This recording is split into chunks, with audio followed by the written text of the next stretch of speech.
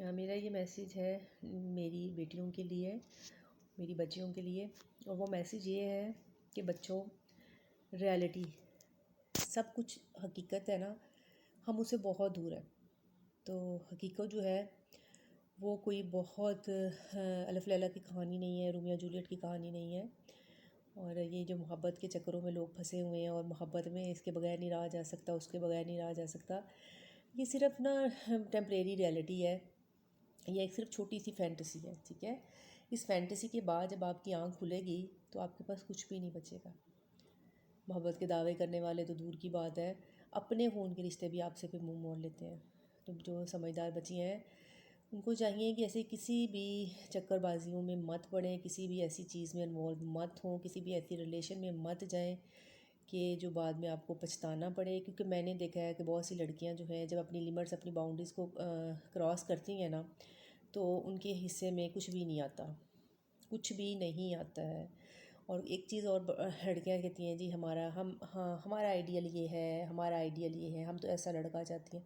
اور یار ایسا کوئی نہیں لڑکا ملتا ہوتا، ٹھیک ہے نا۔ ایسا لڑکا نہ پیدا ہوا ہے نہ ہوگا، ٹھیک ہے۔ یہ صرف افسانوں اور کہانیوں میں تھا، ایسا لڑکا نہ ملتا ہے، نہ موجود ہے، نہ آنے والا ہے۔ تو اس لیے اس فینٹیسی سے باہر نکلیں کہ ہمیں کیئرنگ، لونگ، ہم نا سب کچھ جو ہمارے رویے ہوتے ہیں نا وہ ہمارے حالات کے مطابق ہوتے ہیں، ٹھیک ہے۔ ہمارے پاس بہت پیسہ ہے تو ہمارا رویہ اور طرح کا ہوگا، ہمیں بجلی سوئی گیس کا بل دینا ہے تو ہمارا رویہ اور طرح کا ہوگا، بچوں کا دودھ کا ڈبہ خالی ہو تو جو میاں صاحب جو ہیں وہ کوئی بھی فینٹیسی والے جو ہے نا رومانٹک ہیرو نظر نہیں آئیں گے، ٹھیک ہے۔ اور آپ نے بھی جب بچوں کو 3 4 بچوں کو اٹھ کے اسکول بھیجنا ہے اور سارا کچھ کرنا ہے نا، تو آپ بھی جو ہے نا وہ ڈرامے کی ہیروئن جو ہے نہیں رہیں گی۔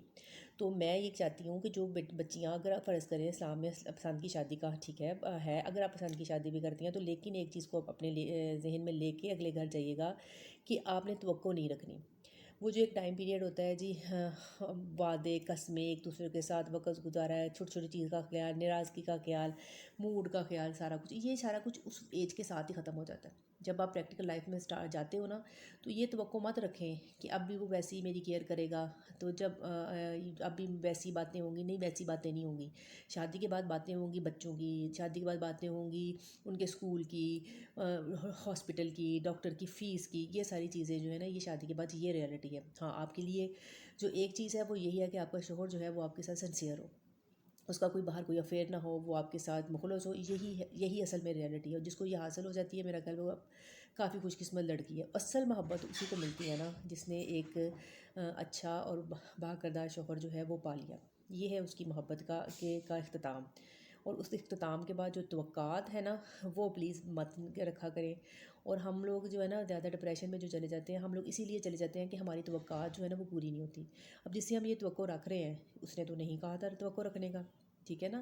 اس لیے میری آپ سب بچیوں سے یہ درخواست ہے کہ اپنی حقیقت کو دیکھیں، یہ ٹک ٹاک کو دیکھ کے، یہ میڈیا کو دیکھ کے، لوگوں کی لائف سٹائل کو دیکھ کے مت اپنے آپ کو زیوم کرنے لگ جائیں کہ ہاں ہمیں بھی کوئی ایسی لائف ملنے والی ہے۔